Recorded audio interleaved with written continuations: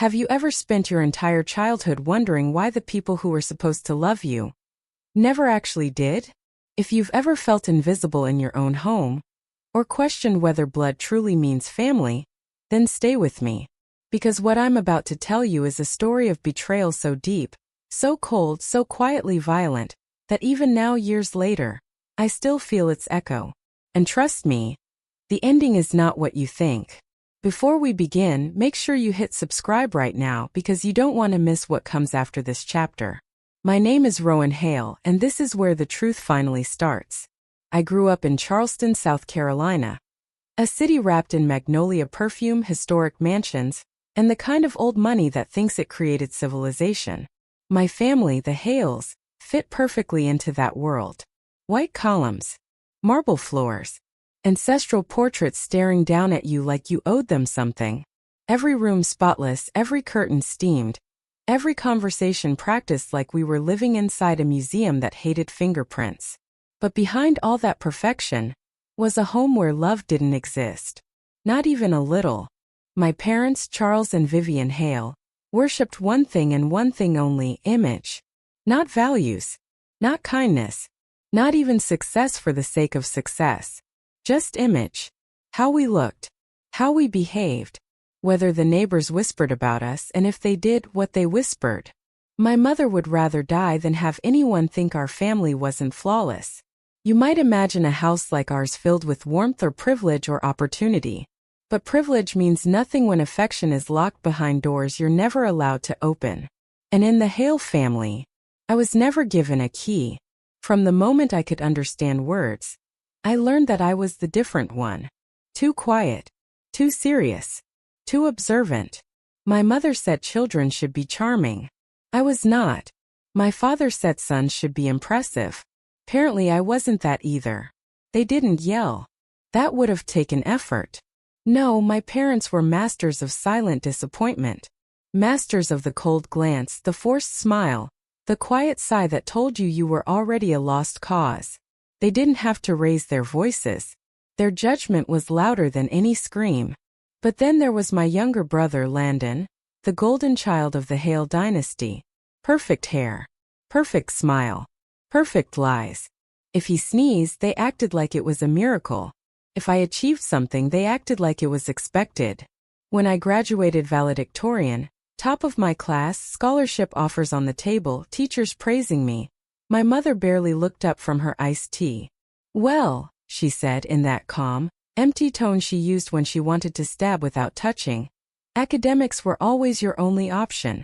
Some of us shine socially. Some don't. Socially. That was Landon's kingdom. He could charm strangers in seconds. He could pretend. I couldn't. When Landon got an internship at a law office, thanks to a favor from one of my father's golf buddies, they threw him a party. Live jazz. Expensive wine. A guest list longer than some weddings. When I received my full scholarship, the one I had worked years for, my parents didn't even show up to the award ceremony. My father claimed he had a meeting. My mother said, "Oh, is that today? And Landon?" He just smirked. That night, I ate dinner alone at a small diner with a slice of lemon pie and a plastic trophy my school handed me because they felt bad. That was the day I learned something brutal. Silence hurts far worse than insults. Insults fade. Silence lingers. Silence tells you you're irrelevant. But here's where things get interesting. Because the child they ignored, the one they dismissed, belittled, and erased, would become the one person they should have feared. At 22, I left Charleston with nothing but a duffel bag, a cracked laptop, and a promise to myself. I would never let anyone make me feel small again. I moved to Seattle, a place so far from Charleston that even the air tasted different. Where rain washed the streets clean, where people minded their business, where nobody cared about last names carved into plaques. I studied cybersecurity, an invisible world filled with invisible wars, the kind of work that required discipline, intelligence, and the ability to see danger before anyone else did. Everything my family never valued in me became the foundation of my future. I worked harder than I'd ever worked in my life. Long nights, cold coffee, eyes burning from staring at code, But I kept going because for the first time what I did actually mattered. Eventually, I was recruited into a government agency so classified that I couldn't tell my own neighbors what I did. I remember the day I received the clearance. The agent slid the folder across the table and said, "Rowan, your mind works differently. That's not a weakness. That's your weapon." Weapon. A word my family would have never associated with me. But I embraced it. To my family, I was still a nobody. Still the quiet, unimpressive disappointment who left Charleston and threw away the Hale reputation. But to the world, quietly, secretly, I mattered. More than they'd ever understand. And here's the part they never saw coming. The part one had no idea was waiting for me. Because while I built a life in Seattle stronger, smarter, safer than anything I'd known, my family's secrets were festering back in Charleston. Secrets rooted in that perfect house, behind those white pillars, beneath those polished floors, decaying under the weight of their lies. And sooner or later, those secrets were going to come for me. Not because I wanted revenge, but because I was the only one who could survive what was about to happen. This is just the beginning. And trust me, you haven't even heard the worst part yet. If you're ready to find out what really happened in the Hale family, hit subscribe right now and turn on notifications, because what happened next will reveal the first crack in the perfect life they built. And when it cracks, everything shatters. Some love stories begin with fireworks. Ours began with a flickering server room light, and a man who wasn't supposed to know my name. Before I take you into that first meeting, the moment that changed everything, you need to know something the world would only learn later. Something I didn't know. Something that, even now, feels impossible to believe. The first time I met Adrian Knox, he wasn't the billionaire tech titan the world whispered about. He wasn't the man who could walk into any boardroom and silence it. He wasn't the man who built an empire on innovation, mystery, and a touch of fear. No. The first time I saw him, he was just a soft-spoken guy kneeling beside a server rack in one of the most secure buildings in the country. His sleeves rolled up, hair slightly messy, a small frown on his face as he tried to fix a malfunctioning firewall node. That's it. No entourage, no corporate armor, no hint of the empire behind him. But here is the secret you need to hear before anything else. Adrian Knox already knew who I was. Not in a way that made alarms ring. Not in the shadows of a stalker kind of way. But in the way a person quietly admires someone they've never met. Years earlier, without knowing it, I had written an algorithm that stopped a massive cyber attack from collapsing the security infrastructure of his company. My code, the one my family would have dismissed as nerdy nonsense, saved him from disaster. Back then he didn't know my name. Just a digital signature. A pattern. A brilliant mind hidden behind the walls of government clearance. But fate, always hungry for irony, brought our worlds together. And the day we finally met, I was totally unaware that the man crouched on the floor, squinting at a server panel, already admired me long before he knew my face. But that is the part of the story I wouldn't discover until much, much later. For now, let's go back to that first moment. I walked into the cold, humming server room, annoyed because I needed the system back online for a classified audit. My hair was tied back. My badge glowed under the fluorescent light. I didn't expect company. And then I heard a voice. "Careful, the backup node's heating. Wouldn't want you to burn your hand." I turned. He was there, half smiling, half focused on the wires. Something about him felt calm. People in my world weren't usually calm. They were sharp, arrogant, hyper-aware, tense. But Adrian, he looked like the kind of person who breathed peace instead of oxygen. I cleared my throat. "Who authorized you in this room?" He lifted a badge, my agency's clearance level, higher than mine. He didn't brag. He didn't gloat. He simply stated, "Just helping with an emergency patch." Helping. Billionaires didn't help. They ordered. They commanded. They bought solutions. But he helped. I didn't know whether to be irritated or impressed, but there was something soft in his presence, something steady. And for someone like me, raised in a home where kindness was rationed more tightly than money, that softness hit deeper than it should have.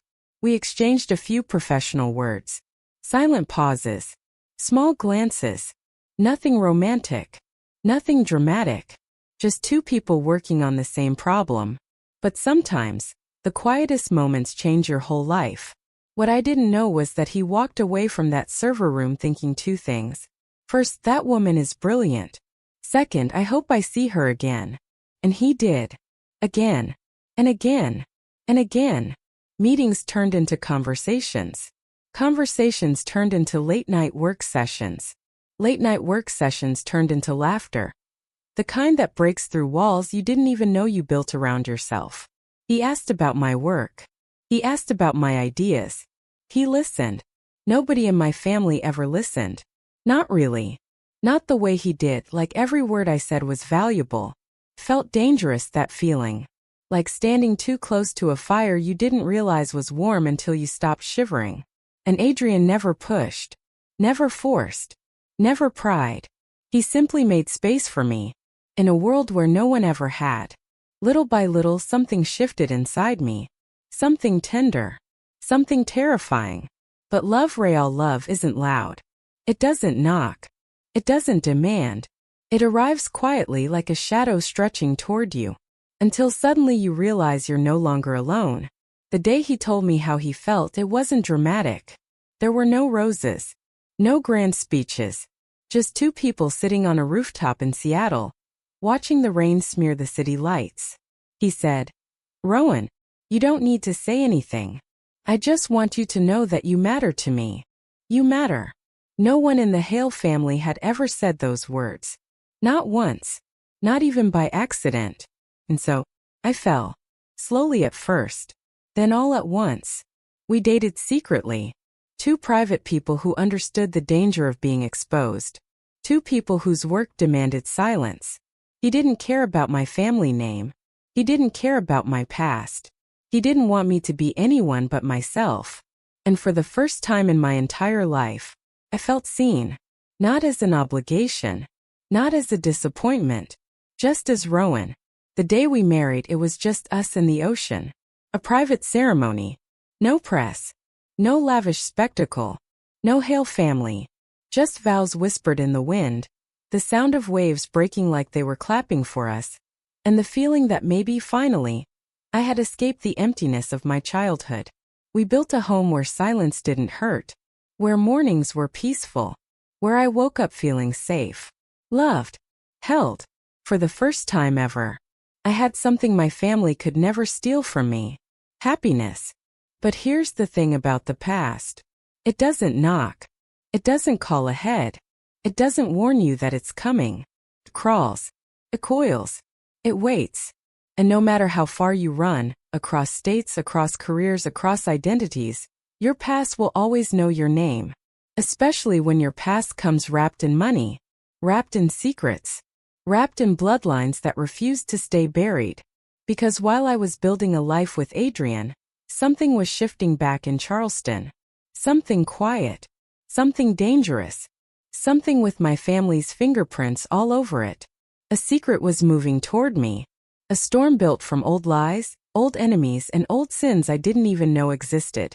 And when that storm finally reached me, it wouldn't just threaten my peace. It would threaten everything I loved, including the man who had loved me long before he ever knew my name. This was supposed to be my freedom, my fresh start, my clean slate. But fate had other plans.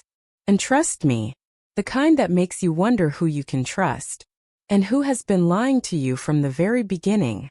Some ghosts don't come in the night. Some come in envelopes. 3 years after leaving the Hale family behind, after marrying Adrian, after finally creating a life where silence no longer felt like a blade, my past found me again. Not with a phone call. Not with a warning. But with a single piece of thick cream-colored stationery slid into my mailbox like a polite dagger. I knew that paper before I touched it. The embossed gold crest. The heavy texture. The smell of expensive ink and entitlement. Even before I opened it, my stomach tightened. Because the Hales never sent anything unless they needed something.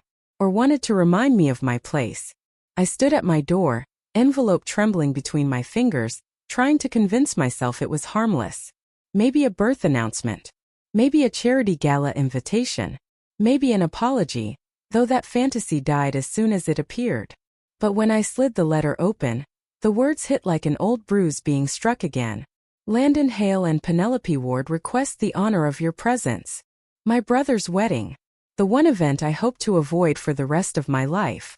The invitation shimmered with perfection, gold lettering, formal fonts, the kind of stationery meant for royalty or people who desperately wanted to pretend they were royalty. I stared at it, my pulse echoing in my ears. A strange mixture of dread and anger, and something that felt too much like childhood resurfaced.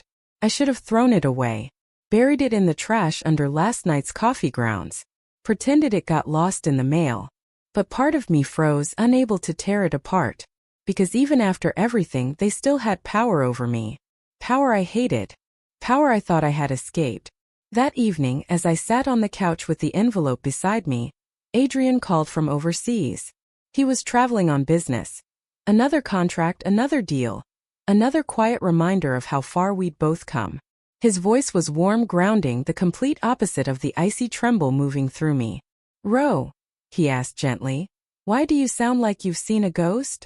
I hesitated before admitting, "They invited me to Landon's wedding." Silence. But not the painful silence I grew up with. This was the kind of silence where someone is choosing their words carefully because they care. When Adrian finally spoke, he didn't sound surprised. He simply asked, "How do you feel?" How did I feel? Angry. Nervous. Small. And that last word, small, was the one I hated most. "I don't know," I whispered. "I don't want to go. I don't want to see them. I don't want to pretend everything's fine." "I know," he said softly. "But you don't have to go for them. You can go for you. To close the chapter. To show yourself that they don't get to own you anymore." I closed my eyes. He made it sound simple. But walking into the lion's den never is. Still, maybe he was right. Maybe facing them would set something inside me free. "Okay," I finally said. "I'll go." I didn't realize it then, but agreeing to attend that wedding would set off the first real tremor. The one that would eventually shake everything I built with Adrian. But that's a truth for another chapter. The wedding took place at Magnolia Hall, one of Charleston's most luxurious event estates. White columns, acres of manicured gardens, chandeliers dripping crystal like melting ice. The kind of venue the Hales used to remind the world just how important they thought they were. I arrived alone.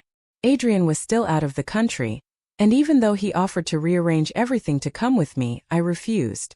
This was my past. My wound. My battle.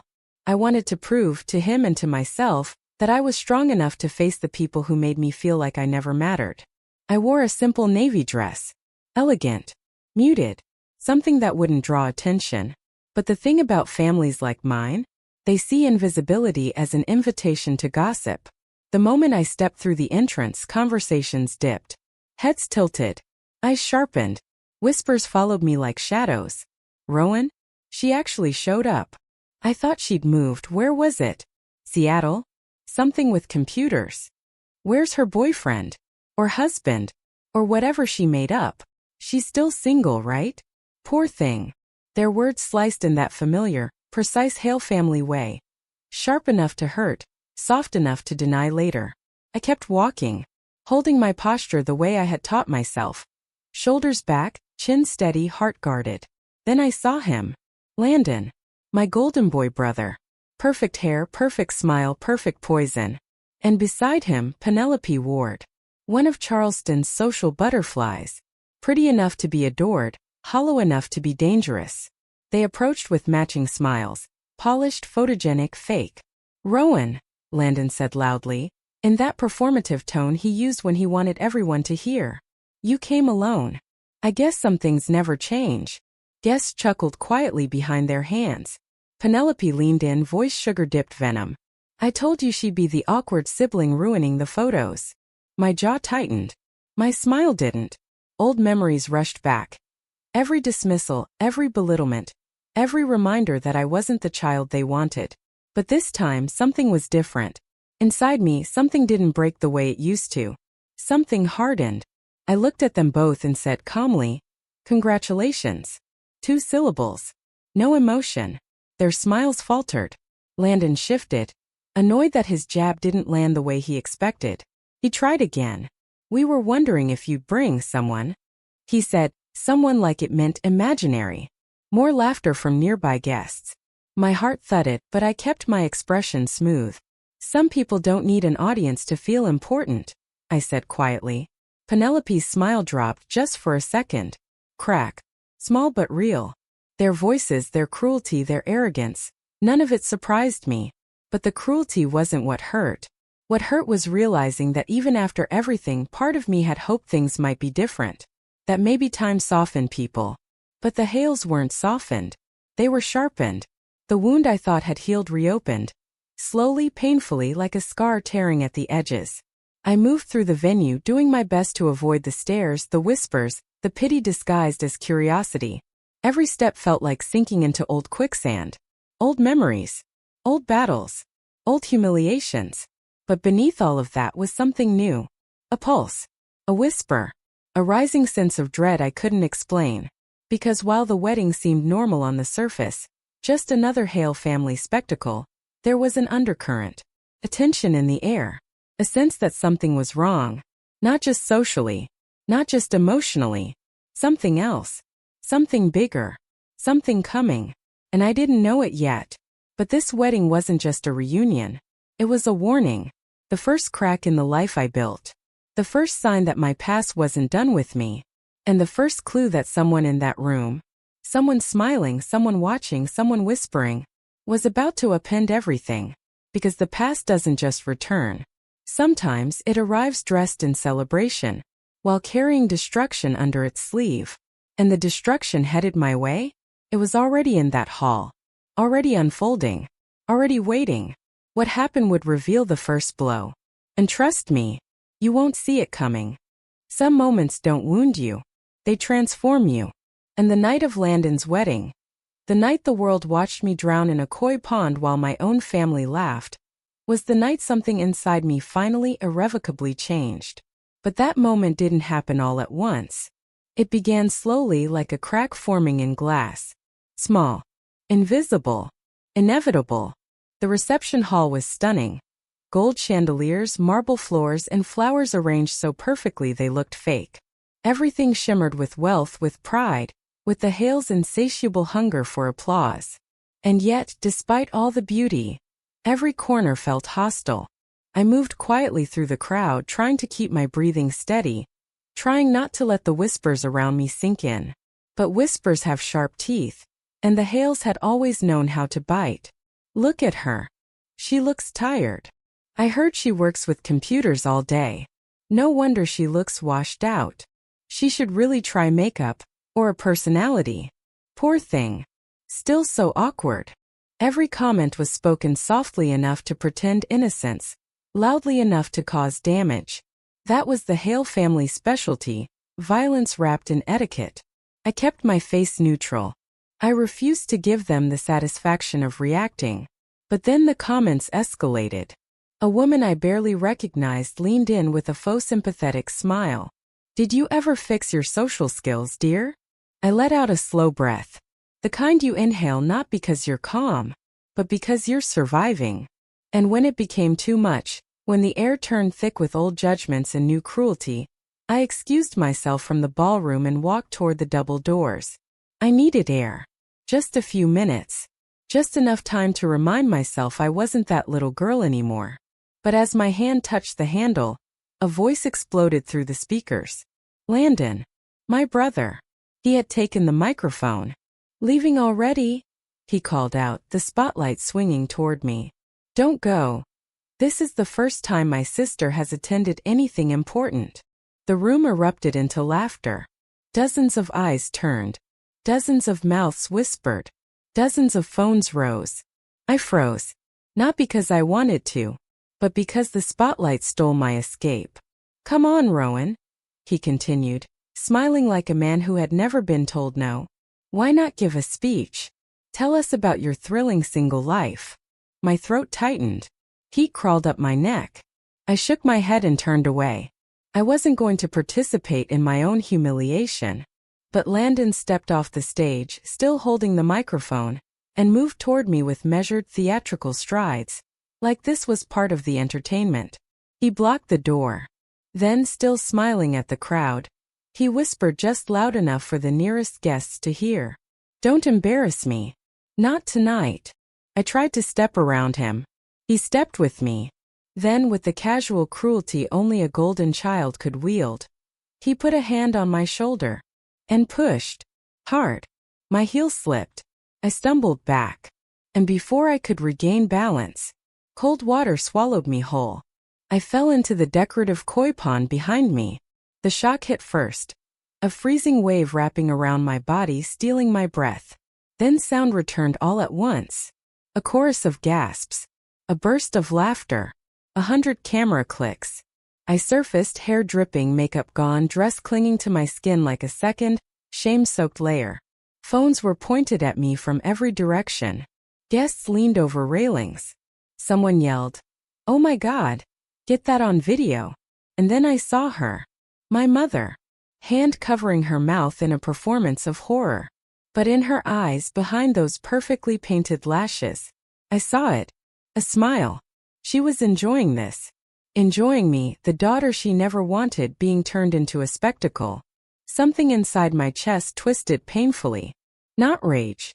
Not humiliation. Something heavier. Something final.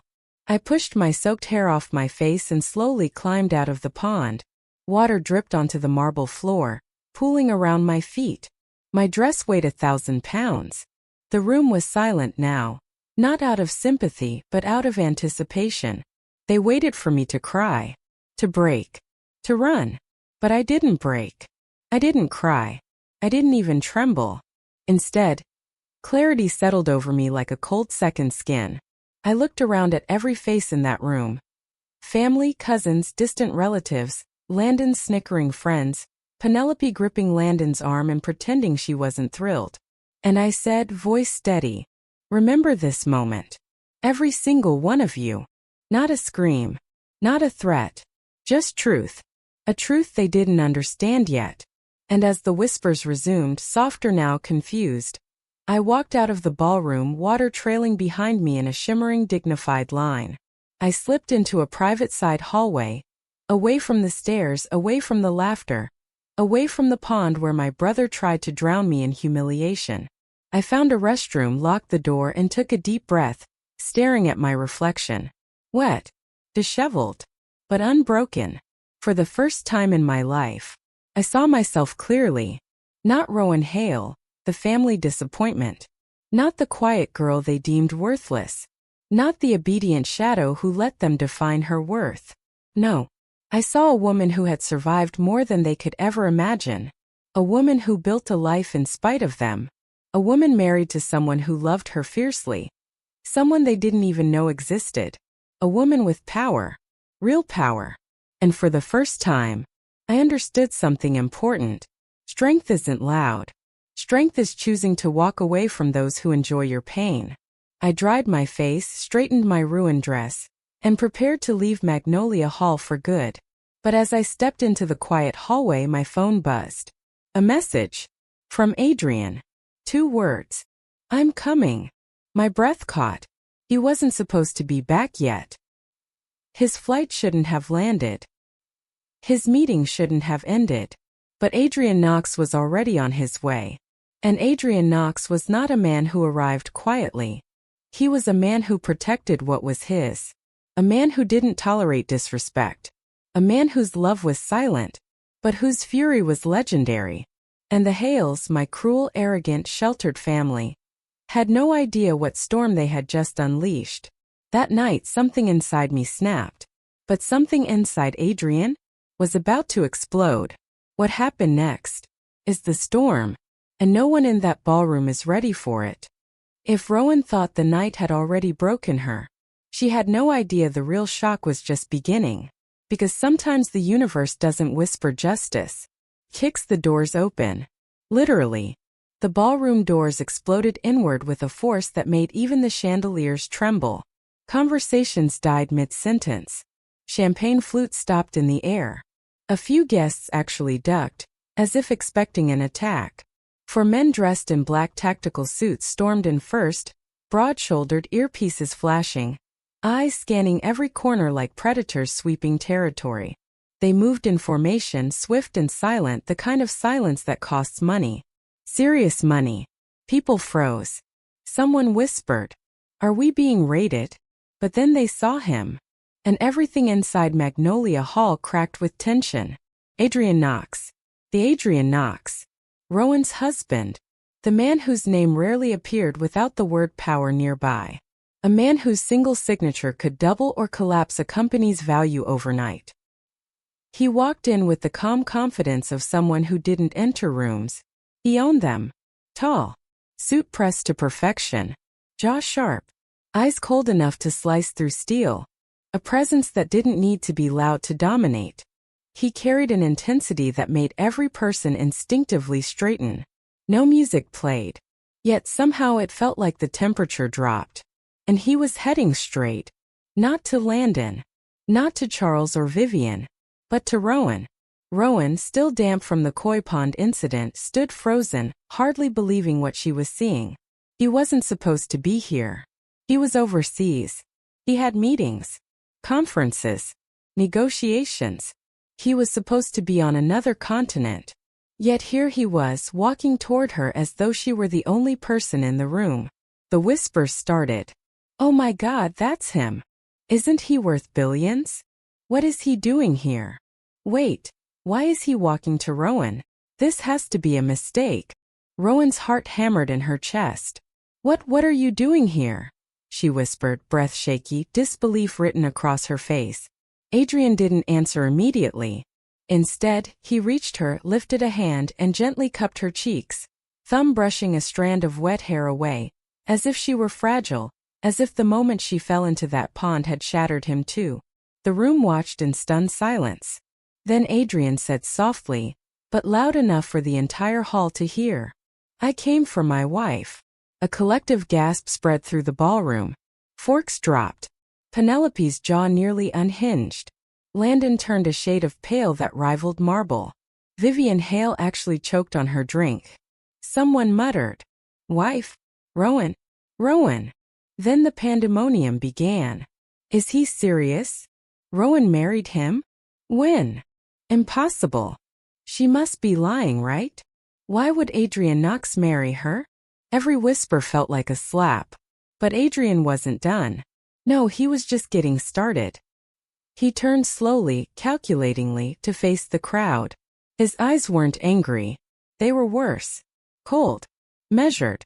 Dangerously calm. "I wasn't planning to speak tonight," he began, voice smooth but laced with something lethal beneath the surface. "But I saw the video." The room stiffened instantly. Which video? Oh, they knew. They all knew. The one where Landon pushed Rowan.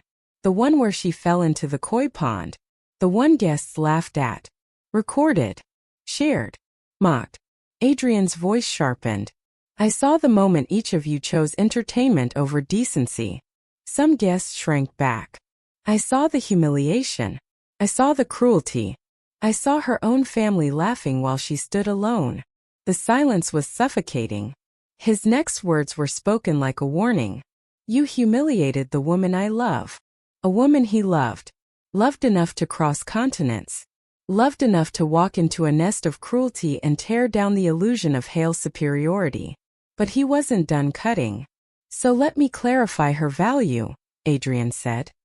He stepped forward, his shadow stretching across the ballroom floor like a quiet threat. "Rowan Hale is one of the leading analysts protecting this country." Gasps erupted. Isolated at first. Then spreading like wildfire. "She's saved lives. Prevented attacks. Stopped threats you will never hear about." Whispers, panicked, confused, broke out. "Is he serious? She works in cybersecurity? Why didn't anyone know? Wait, classified? Her? That can't be right." Adrian continued, unfazed. "The reason none of you know is because her work is classified. She carries burdens most people in this room couldn't handle for a single hour." His gaze swept across the sea of shocked faces. "But instead of respect, you gave her mockery." Landon squirmed. Penelope clung to his arm, eyes darting anxiously. Vivian looked ready to faint. Charles Hale clenched his jaw, but his trembling betrayed him. Rowan stood motionless, stunned, unsure whether to cry, hide, or hold her ground. Then it happened. The moment that detonated every lie her family ever believed about her. Because the ballroom doors opened a second time. Not with theatrics but with precision. 3 agents in dark suits stepped inside. Badges. Credentials. Authority woven into every movement. They approached Rowan. "Director Hale," the lead agent said loud and clear. "We need your clearance." "Director." The word sliced through the room. Not analyst. Not assistant. Not technician. Not the overlooked, underestimated, humiliated daughter of the Hales. "Director." The murmurs exploded instantly. "Director. She's a director? As in a federal agency? Oh my God. Her family didn't know? Wait. Does that mean she outranks?" Landon actually stumbled backward. Vivian blinked rapidly, like she was trying to reboot reality. Charles stared at Rowan as if seeing her for the first time. Rowan lifted her eyes to the agents, still shaken. "Now?" she asked. "Yes, ma'am. Time sensitive." The respect in that "ma'am" sent tremors through the room. Adrian placed a hand on her back gently. "Go. I'll handle the rest." Handle the rest? The crowd wasn't sure what terrified them more.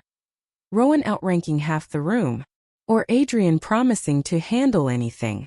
Rowan stepped forward to join her team. But before leaving she turned. Not with anger. Not with tears. But with something far more unsettling. A calm that came from finally seeing the truth. They never broke her. They never defined her. And they would never hold power over her again. As she walked out with her team, whispers chased her like shadows. What else is she hiding? Is she dangerous? Adrian Knox married a federal director. Oh, this is bad for the Hales. Very bad. And the audience, your viewers, should feel the tension rising because something isn't adding up. How did Adrian really know she was in trouble? Why did he arrive at the exact moment? Why do federal agents address her as director when she hid her life so carefully? What else is coming? Because for Rowan Hale, the night of humiliation was about to become the night her entire world shifted. And for the Hales, this was just the beginning of their reckoning. Sometimes the hardest truths aren't the ones that hurt the most. They're the ones you never expected to hear. The ballroom, still reeling from Adrian Knox's entrance and the revelation of Rowan's true status, had gone completely silent. Landon Hale, golden boy, perfect smile, unshakable ego, finally lost control. "This is insane," he shouted, voice cracking with a mixture of anger and panic. "Rowan was always dramatic. She acts like we abused her. This is ridiculous." The guests froze. Even the caterers paused mid-step. Some of the socialites whose primary skill was gossip looked like they were about to faint. For the first time in decades, Landon wasn't in control of the narrative. Rowan's chest heaved slightly. Her soaked dress had long dried, but the adrenaline still made her heart pound. She stood there, hand gripping Adrian's lightly, his presence grounding her like a silent anchor. Then from behind her a voice so familiar, yet carrying a weight Rowan hadn't felt in years, cut through the tension like glass breaking in a cathedral. Rowan. Vivian Hale. Her mother. But this time she didn't look poised or flawless. She looked human. Vulnerable. Afraid even. Every eye in the room turned toward her. Landon's face shifted from anger to shock. Even Penelope Ward's perfect composure faltered. Vivian stepped forward, hands trembling slightly. The practiced smile she used to wield like a weapon was gone. Her voice when she finally spoke was soft, almost a whisper, but somehow everyone in the room could hear every syllable clearly. "We didn't mock you," she began, "because we hated you." The words hung in the air. Suspended. Impossible. Landon opened his mouth to retort, but something in his mother's tone froze him mid-word. Vivian's eyes glistened, and she took a shaky breath. "We mocked you because," she continued, "we didn't know how to love you." A murmur rippled through the crowd. People exchanged glances, confused. Whispers floated. Did she just apologize? This is unprecedented. Is she serious? Rowan's mind raced. For 32 years she had heard every insult, every subtle dismissal, every sneer, internalized, documented, remembered. And now her mother was saying the words aloud. Words that almost felt like mercy. Vivian continued, voice breaking under the weight of decades of guilt. You were quiet, different, observant, thoughtful. And instead of trying to understand you, we blamed you. We blamed you for being you. Landon followed our example. And in trying to make you conform, we failed you. Rowan froze. She didn't know what to feel. It wasn't a justification. It wasn't an apology she could accept immediately. It wasn't a magic eraser for years of pain, humiliation, and neglect. But it was truth. Flawed. Incomplete. Honest. She saw the vulnerability in her mother. The human struggle behind the perfection she'd worshipped and feared for decades. The moral line blurred. Her villains weren't cartoonish. They weren't all evil. They were just human. Terribly flawed. Incapable of showing love in a way she could recognize. And suddenly the narrative she had lived under, silent, cruel, absolute, was fractured. Adrian leaned closer, whispering in her ear. Calm but unyielding. You don't owe them forgiveness, he said. Just honesty. Speak your truth. Rowan's chest rose and fell. She looked around the room, at her father, whose hands were clenching so tightly his knuckles whitened. At Landon, whose anger was now coated with fear. At Penelope, who had just realized her social entertainment had turned into an international spectacle. And at her mother, standing fragile and trembling like a person who had finally admitted her own sins aloud. She took a deep breath, feeling the clarity she had gained over years in Seattle. In her career, in her life with Adrian, solidifying inside her like concrete.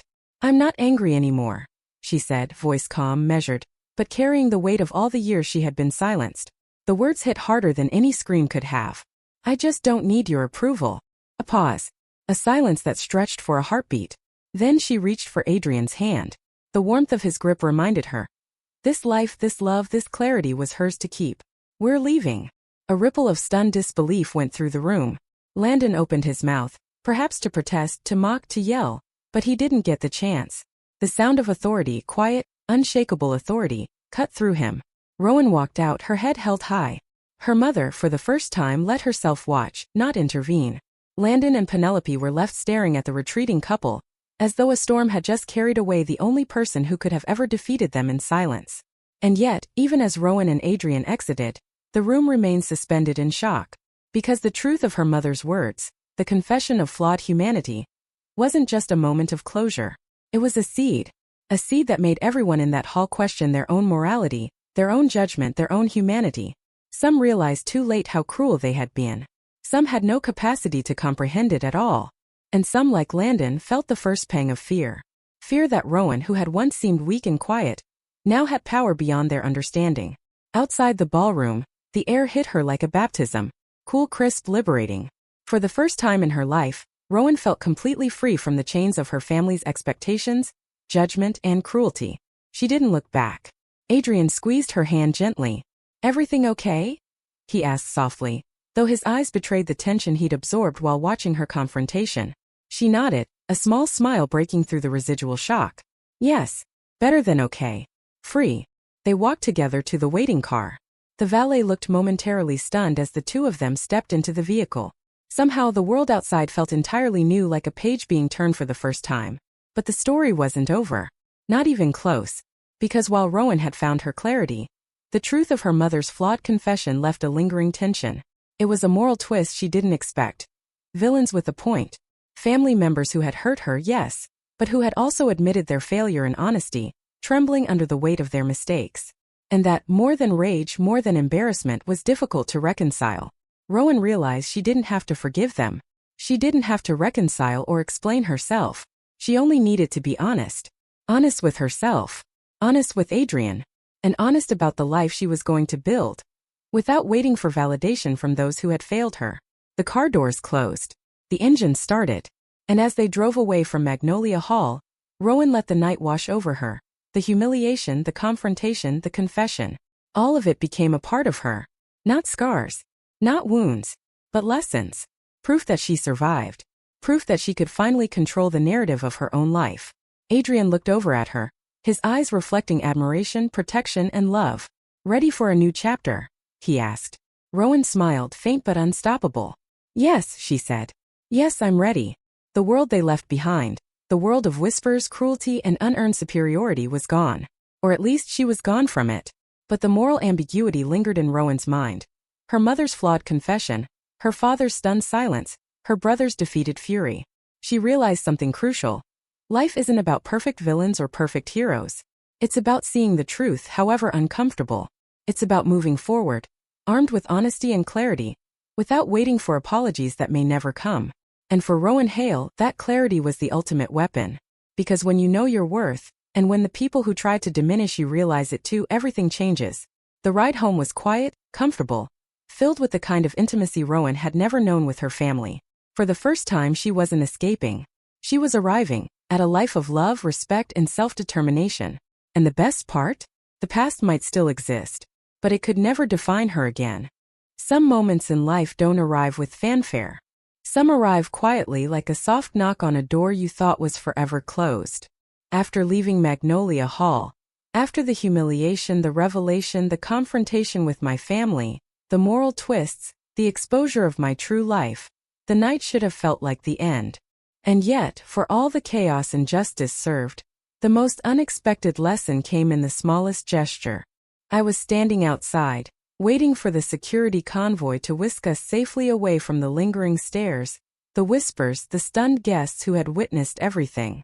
My hair, still damp from earlier stress, clung to my face.